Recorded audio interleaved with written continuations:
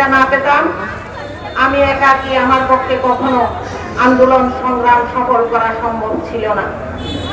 আপনাদের সেই চেষ্টা, আপনাদের কষ্ট, এই কষ্ট করতে গিয়ে আপনারা অনেকে মামলায় জেল খেটেছেন, আপনারা মামলায় অনেক আমাদের চকরিয়ার 6 জন ভাই তাদেরকে হত্যা করা হয়েছে। অনেকে কোর্টের বারান্দায় বারান্দায় ঘুরেছেন, আপনারা অনেকে রাতে ঘরে ঘুমাতে পারেন নাই। আপনাদের সেই কষ্টের বিনিময় এটা আমি কখনো ভুলতে পারবো না। আপনাদের এই কষ্টের কারণেই আজকে আমি এই অবস্থানে আসতে পেরেছি। তাই আপনাদেরকে আমি আমার অন্তরের অন্তঃস্থল থেকে কৃতজ্ঞতা জানাই। আপনারা আজকে সকলে কষ্ট করে সমস্ত অঙ্গ সংগঠন সকল উপজেলা থেকে আজকে এখানে আপনারা হাজির হয়েছেন। আপনাদের এই ভালোবাসার মূল্য হয়তো আমি আমার এই জন্মে আমি দিতে পারবো না।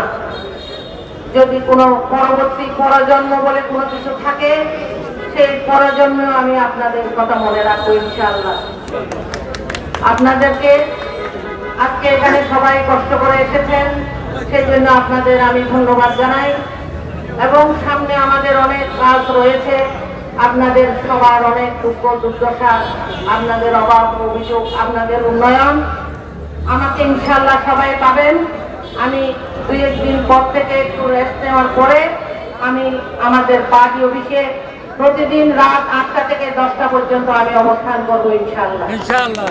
আপনাদের যে কোনো বিষয়, যে কোনো দুঃখ দুর্দশা, আপনাদের যে কোনো উন্নয়নের বিষয় আপনারা আমাকে আমাদের পার্টি অফিসে প্রতিদিন রাত 8টা থেকে 10টা পর্যন্ত আমাকে পাবেন।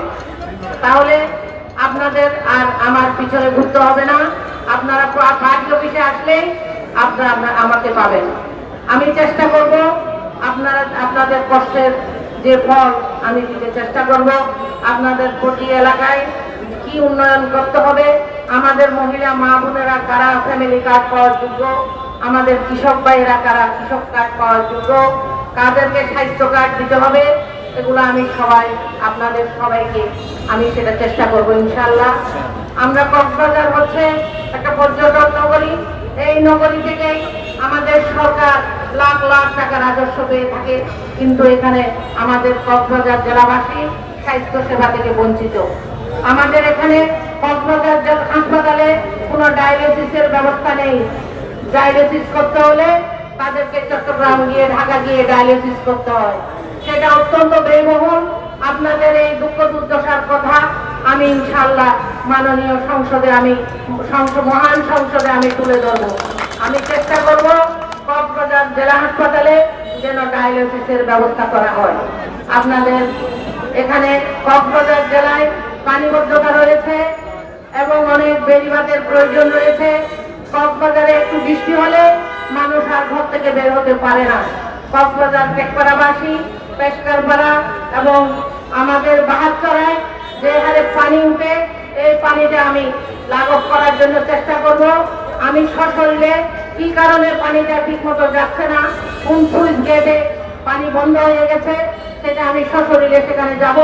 সেখানে আমি পানি উন্নয়ন বোর্ডকে ডেকে নিয়ে যাব, তাদের পৌরসভাকে ডেকে নিয়ে যাব, তাদেরকে দিয়ে আমি সেই পানি নিষ্কাশনের ব্যবস্থা করব ইনশাআল্লাহ, যাতে আপনারা বর্ষাকালে কষ্ট না পান, সেই চেষ্টা আমি করব। আমাকে 6টা আসনের দায়িত্ব দেওয়া হয়েছে। আমার আসন নম্বর হচ্ছে মহিলা সংসদ 21 নম্বর এবং মাননীয় সংসদ সদস্যের আসন 321 নম্বর। আমাদেরকে একজন মহিলাকে 6টি আসনের দায়িত্ব দেওয়া হয়েছে।